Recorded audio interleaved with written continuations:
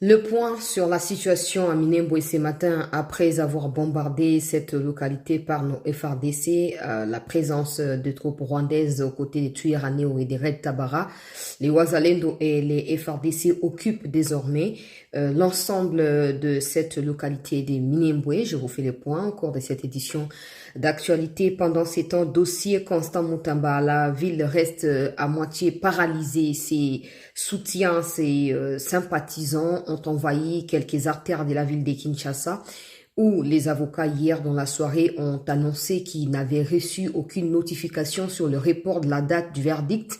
Donc pour la défense, c'est prévu aujourd'hui. Et d'ailleurs, certaines sources rapportent que Constant Mutamba et ses avocats seraient en route pour la Cour de cassation parce qu'ils estiment que le Conseil supérieur de la magistrature n'a pas le pouvoir de reporter une décision de la Cour de cassation. Qu'est-ce qui va se passer dans la suite des heures d'essai lundi 1er septembre 2025?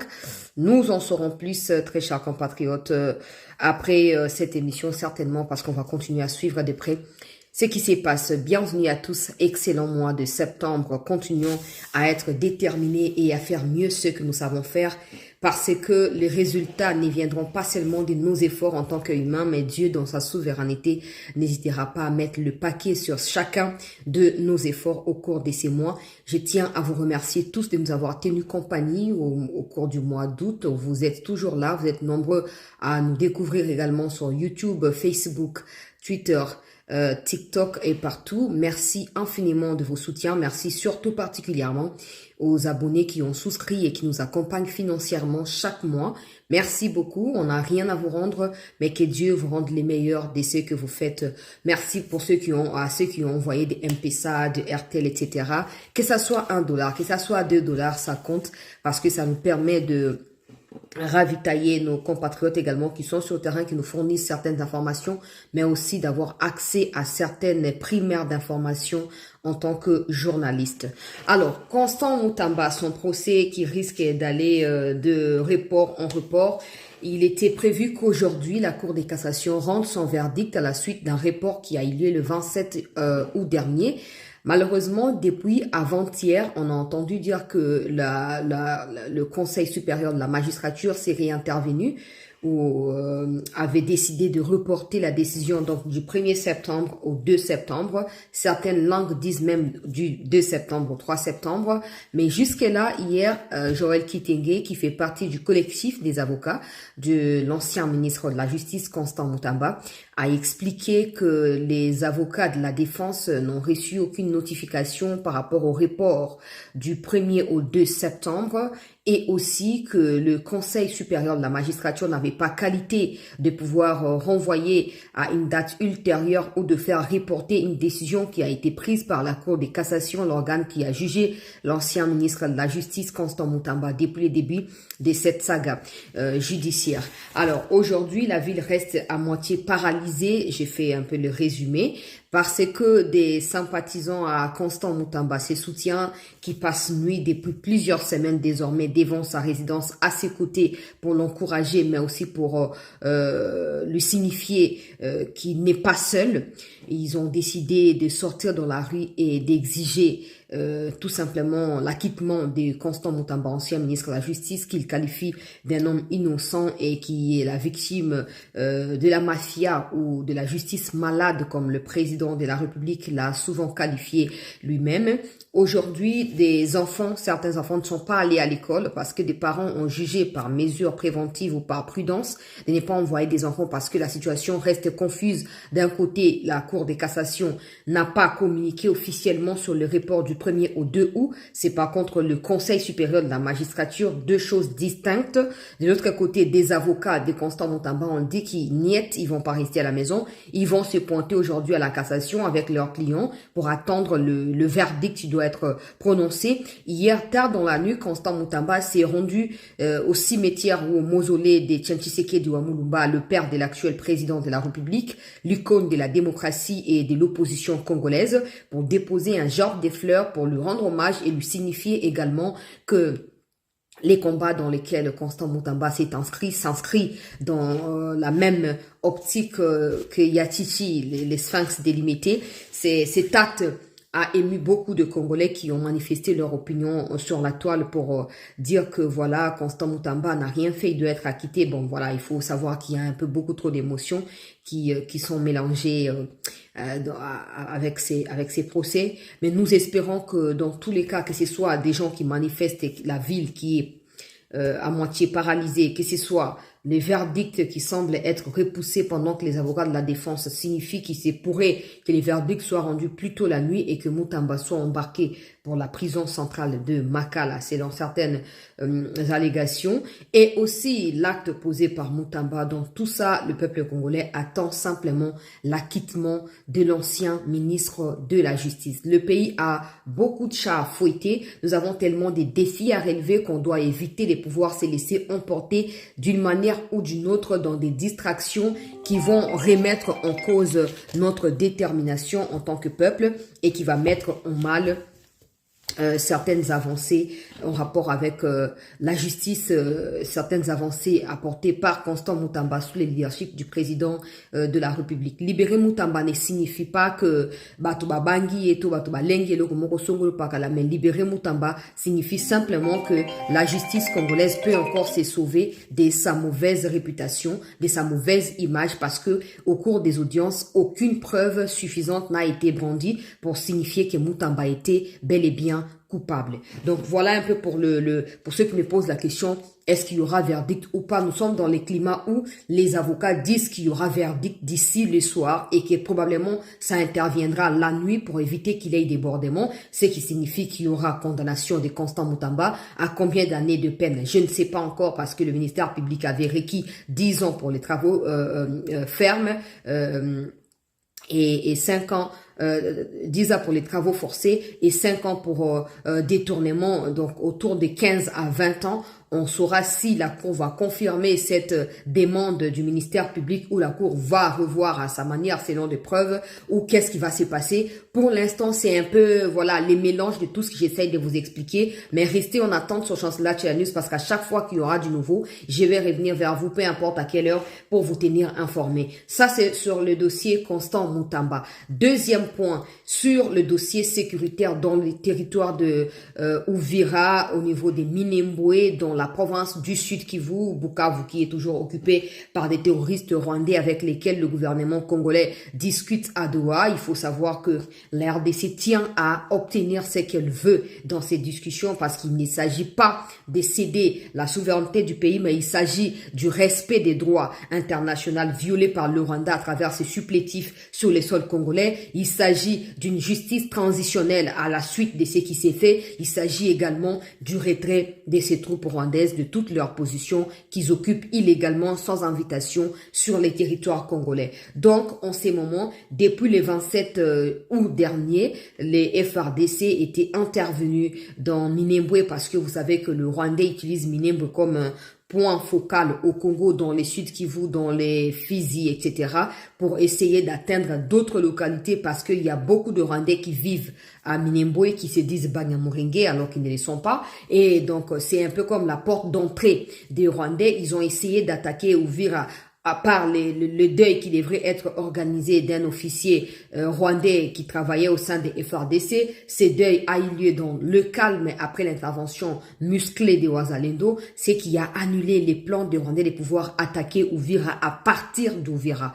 Et donc, depuis ces derniers temps, un peu beaucoup plus de vigilance de la part de nos troupes, de la part des Wazalendo également. Et donc, après les travaux qui ont été exécutés par des avions militaires congolais, le ratissage a eu lieu par la suite. Et donc, ce matin, on va dire dans la nuit d'hier à aujourd'hui, les Wazalendo de FARDC contrôlent l'ensemble des Minembwe. Je vais rapidement vous faire écouter des gens qui sont sur place, avec qui j'échange, parce qu'on ne peut pas seulement venir vous partager certaines informations sans des éléments d'appui, même si certaines images que vous partagez à côté, mais audio et que vous allez partager sans aucun problème. Plusieurs Rwandais ont été tués, plusieurs Twirwaneho et plusieurs Red Tabara. Red Tabara, c'est un peu les mouvements alliés au M23 version Uvira qu'on appelle Twirwaneho. On va écouter. Ni habari ya Minembwe habari ya Minembwe, walipiga wale Banyarwanda, walikamata Minembwe na kando kando ya Minembwe baliwa Banyarwanda ba mingi, vifaa hivi wenyewe naona ni vyenyewe walikamata, msantre Minembwe. Banyarwanda walikufa kisa vile mchanga, na kule Kageregere walipiga kishenzi. Manake hivi ndio furaha tunayo Uvira, yote furaha. Antuka ngoma nzito walipiga, FARDC walipiga, Barundi bakapiga, kiwanja ya mvio vyote walishakamata. Minembwe yote aba naona ni bagenerale na Banyarwanda wenyewe waliuawa. Ile mwenye aligombea kama Kanaki na wengine ndio wenyewe walikufa pale Minembwe. Ndio habari na furaha tunayo. Donc là, il est en train de d'expliquer, avant que je continue avec le deuxième audio. Donc, il est en train d'expliquer que le Rwandais avait pris les centres de Uvira et bon, voilà, il s'est passé ce qui s'est passé, c'était au mois d'août, vers la fin là, du 27 au 29. Donc, le Wazalendo sont intervenus, les Burundais également, les FARDC, ils ont piga, donc ils ont frappé, et maintenant le Wazalendo récupère l'ensemble des Minembwe au niveau du centre où le Rwandais était visible. Écoutez la suite. Kutoka au plateau avec des sources sûres. Déjà Minembwe Wazalendo bashingia ndani. Colonel General Ngoma Nzito, jeshi ya Burundi na FARDC na kuba mercenaire beto atatari ba pays gani ba kutoka nje banaingia tayari beko ndani ya Minembwe hivi. Tayari beko mu Minembwe. Sasa tunafurahi. Unaona Wanyarwanda hawana nguvu. Banekala kanjona intimidation kwa réseaux sociaux, bana intimider bantu. Banyarwanda banakufa plus de 49 kabila lombili kale kamugini ka mwisho kwa pandi kakilo ka mwisho kwa kusema pandi kuingia Minembwe. Bana babombarder na colonel wabo ole ali remplacer kama nani makanika. Bana muua. Ba colonel bade na ba major batatu. Banakufa. Frappe moya ma helicopter yulu basoda chini nani avion de chasse yetu mbili inaenda bombarder base yabu ya Munene, na bale balikuwa encercler bale bakutoka kunani ku Kageregere kula axe Kageregere labo banapikwa bale benye balikuwa encercler pa ile mugini ya nasabu jina banaanza kuforcer nja baende batoke barutie nani Kaziba. Mimi niambia kasema basoda ya M23 bana nguvu. Balaza kupona ni politiki ya bale ba general traite balaza kubahusisha mukini. En tout cas ndio furaha tuko nayo ili kutangaza mu groupe. Merci beaucoup. Le deuxième audio qui est d'une deuxième personne est en train de confirmer ce que la première personne a dit en disant que les Rwandais ont été beaucoup tués par les FARDC Wazalendo au niveau des Minembwe. Ils sont en train de vous mentir dans les réseaux sociaux en diffusant des fake news et donner l'impression qu'ils sont forts. Alors en réalité, sans compter sur des très généraux au sein de l'armée congolaise, ils peuvent pas résister à la force des frappes des FARDC Wazalendo. Et donc les images des munitions et des armes qui ont été récupérées ce matin ont été présentées. Ces images ont été présentées, ou ces objets plutôt, ont été présentés à la presse ce matin dans le haut plateau de Fizi Uvira, là où les Wazalendo sont en train de contrôler Minembwe dans son ensemble, pendant que le Rwandais essaye d'attaquer à nouveau l'aérodrome de Pinga.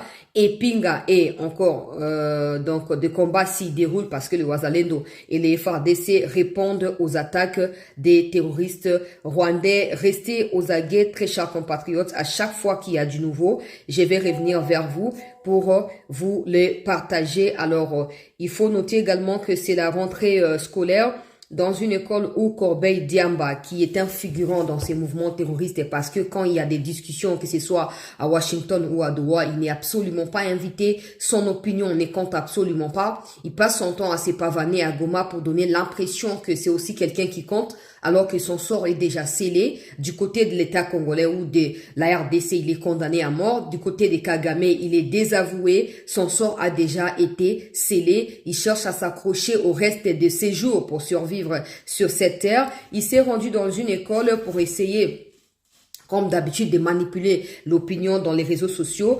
Et les tristes incombes, c'est que l'école en question affiche les différentes photos du président de la République, de la première dame, de l'artiste Edengo qui a été tué par le M23, et pour signifier en dessous des photos que ce sont des victimes du M23, des militaires venus du Rwanda. Alors la question qu'on se pose, Corbeil Diamba va-t-il, comme dans ses habitudes, tuer les auteurs ou les propriétaires de cette école parce que ils ont essayé d'aller à l'encontre de leur terrorisme? On verra bien à quoi est-ce que cela va ressembler. Nous interpellons les autorités à veiller, parce qu'en cette rentrée, il faudrait pas que des enfants soient utilisés comme des boucliers par des Rwandais afin de transmettre des messages de n'importe lequel. Il faut que les gouvernements, à travers des partenaires internationaux comme UNICEF, réussissent à mettre la main et à avoir le contrôle sur des écoles. À défaut que des enfants restent à la maison, qu'ils étudient pas, il faut trouver des alternatives pour éviter que ces enfants soient des esclaves